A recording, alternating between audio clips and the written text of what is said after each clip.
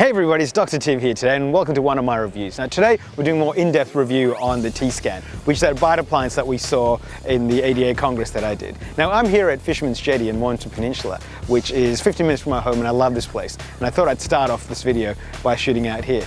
Now watch out for the part of the way through this video where I'm going to give you a code to get a percentage off a T-scan if you want one as well. Now I get nothing from this and I don't want anything from this. I'm doing this to help you guys, my viewers, decide if this thing sucks or if it's something that you want. So before we get started, roll the intro.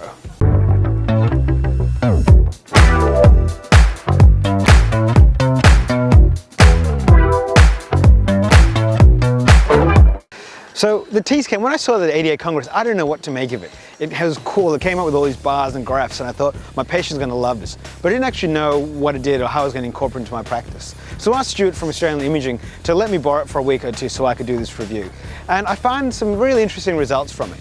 So with the T-scan, there's two different models. There's the core and the Novus. The core samples about 50 times a second, while the Novus samples things at about 500 times a second in terms of bite pressure.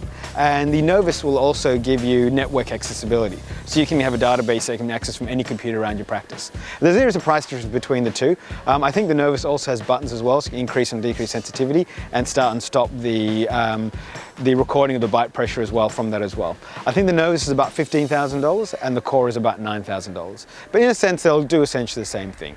The little devices that you use to put into it are non-autoclavable, and they're about $15 each. I kind of did some hacking with it to see what it was, and I figured out it's basically flex-dependent resistors that are in horizontal and vertical fashion, and the computer inside the device will actually correlate where the bite pressure is from that. So quite ingenious. So what did I do with the T-scan?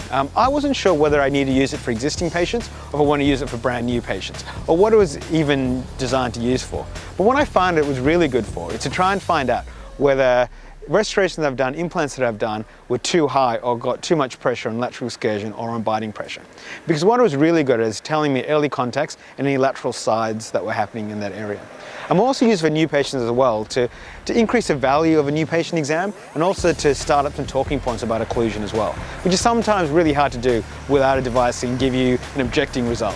So when you tell people you clench or you bite too hard or you got premature contact, remember to figure that out is really hard normally.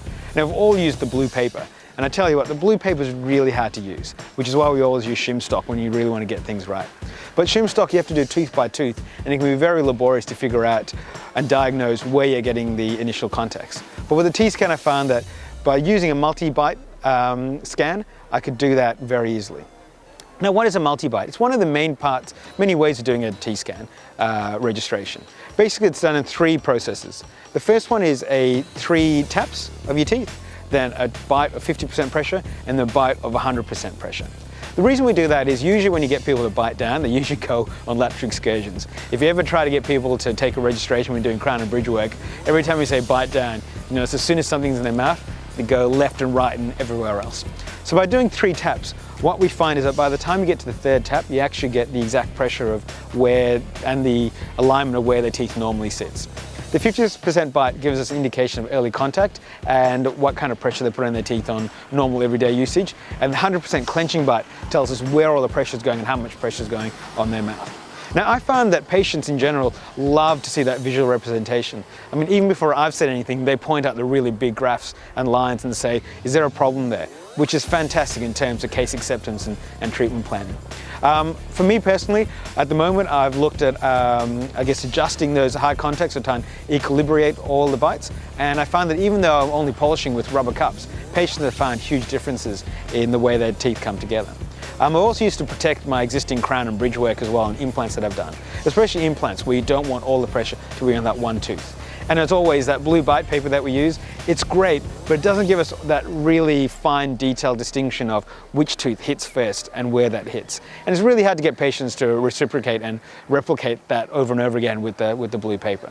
I have found that I've been able to incorporate into my practice reasonably easily. As I said, the one that I've tried is the Novus with the extra buttons and the sensitivity and the 500 bits of information per second, and I found that to be more than enough for what I'm trying to do. Lateral bites can also be taken by getting patients to bite down and move left and right to figure out if there's canine guidance or group function, but I haven't used it all that much in my practice, and I probably need a bit more time and a bit more training to figure that out. So I guess with the T-scan, what it does is it gives you a good idea of where the bite is and information on early occlusion and contacts and where they're biting, but it doesn't interpret that data, and that's up to you as a dentist and clinician to figure that out. And depending on your philosophy and what you'd like to follow, that could be anywhere from full mouth rehabs to shimming and adjusting existing teeth. All right, guys, well, the code, let me not forget the code. So if you want to get one of these at a reduced price, the code that I've organized with Stuart from Australian Imaging is DPR17, so DPR17 for 2017. Tell me about it and he'll probably give you 5 to 10% off your purchase. All right, guys, hope that's helped. As always, I'd love to know your feedback. So these videos take me a lot of time to make, about 3 hours or so per video. And I'm not doing for any gain at all, except that I want to make sure that us as dentists get good information about products that we want to have. And I'm hoping that if I start this, other people might start it for me as well. So as always, if you like my videos, thumbs up. If you hate my videos, thumbs down, so I don't want to spend time if you don't like this. And if you like them, subscribe to my YouTube channel. All right, guys, till next time.